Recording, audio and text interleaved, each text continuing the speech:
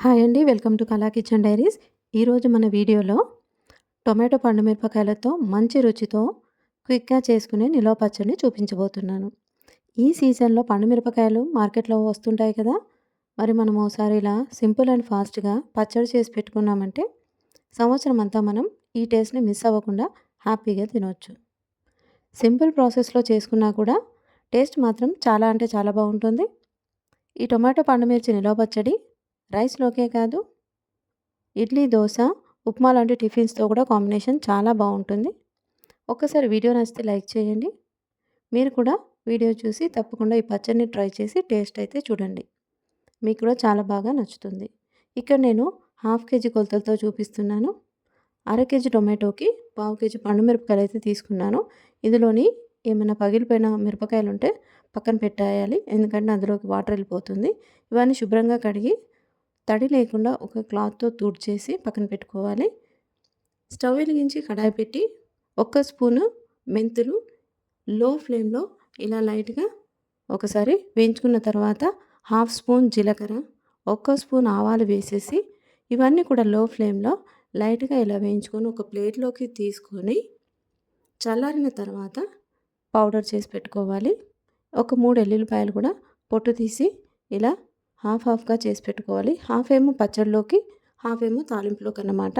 ఇప్పుడు మనము తుడిచిపెట్టుకున్న పండు మిరపకాయలు, టొమాటోలు అన్నీ కూడా ఇలా ముక్కలుగా కట్ చేసి పక్కన పెట్టుకోవాలి. ఇప్పుడు స్టవ్ వెలిగించి కడాయి పెట్టి ఒక 2 స్పూన్ల ఆయిల్ వేసేసి మనం కట్ చేసి పెట్టుకున్న పండు మిరపకాయలు ఉన్నాయి కదా, ఇవన్నీ కూడా ఆయిల్లోకి వేసేసి ఒక 2 నిమిషాల పాటు అలా లైట్గా వేయించుకోవాలి. ఎక్కువ ఏం కలర్ మారాల్సిన పని లేదు. అలా వేయించుకొని ఒక ప్లేట్లోకి తీసుకొని చల్లారిన తర్వాత మిక్సీ పెట్టి మనం పక్కన పెట్టుకోవాలి. ఇప్పుడు అదే ఆయిల్లోకి మనం కట్ చేసి పెట్టుకున్న అర కేజీ టొమాటో ముక్కలన్నీ కూడా వేసేసి ఇలా కలుపుతూ ఉడికించుకోవాలి. ఈ టొమాటోలో వాటర్ కొంచెం కొంచెంగా ఎగిరిపోతుంటుంది కదా, అప్పుడు మనము ఒక నిమ్మకాయ సైజ్ అంతా చింతపండు తీసుకొని అందులోని పొట్టు, ఈనెలు అన్నీ కూడా తీసేసి ఈ టొమాటో ముక్కలతో కలిపేసి అలాగే మనం పొట్టు తీసి పెట్టుకున్న ఎల్లుల్లిపాయలు ఉన్నాయి కదా, అవన్నీ కూడా ఒక హాఫ్ ఈ టొమాటో ముక్కలతో వేసేసి ఇలా కలుపుతూ ఉడికించుకోవాలి. చింతపండు వేసాం కాబట్టి మాడిపోయే ఛాన్సెస్ ఉంటుంది కాబట్టి దగ్గరుండి చేసుకోవాలి. ఇదంతా ఇలా వాటర్ అంతా అయిపోయిన తర్వాత స్టవ్ ఆపేసి చల్లారిన తర్వాత గ్రైండ్ చేసి పక్కన పెట్టుకోవాలి. చూడండి వాటర్ అంతా ఇలా అయిపోయినాయి కదా, ఇప్పుడు గ్రైండ్ చేసి ఇది కూడా పేస్ట్ చేసి పక్కన పెట్టుకోవాలి. ఇప్పుడు స్టవ్ వెలిగించి కడాయి పెట్టి మరో 2 స్పూన్ల ఆయిల్ వేసేసి మనం గ్రైండ్ చేసి పెట్టుకున్న పండు మిర్చి పేస్ట్ ఉంది కదా, అది ఫస్ట్ ఇందులో వేసేసి ఒక 2 నిమిషాల పాటు అలా కలుపుతూ ఫ్రై చేసుకోవాలి.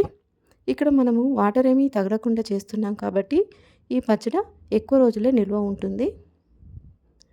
మన ఛానల్ని ఫస్ట్ టైం చూస్తున్న వాళ్ళైతే ప్లీజ్ సబ్స్క్రైబ్ చేయండి. వీడియో నచ్చితే లైక్ చేయండి. మీ ఫ్రెండ్స్ అండ్ ఫ్యామిలీ మెంబర్స్కి షేర్ చేయండి.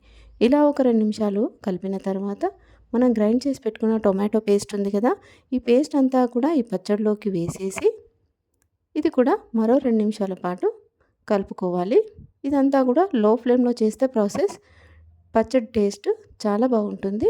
ఇప్పుడు మనం పౌడర్ చేసి పెట్టుకున్న మెంతులు, జీలకర్ర, ఆవాల పౌడర్ ఉంది కదా, ఈ పౌడర్ అంతా కూడా పచ్చడిలోకి వేసేసి మన టేస్ట్కి సరిపడా సాల్ట్ వేసేసి ఒక 2 నిమిషాల పాటు ఇలా అంతా పచ్చడి అంతా పౌడరు, సాల్ట్ అన్నీ కలిసేలాగా ఇలా కలుపుకొని స్టవ్ ఆపేసి చల్లారనివ్వాలి.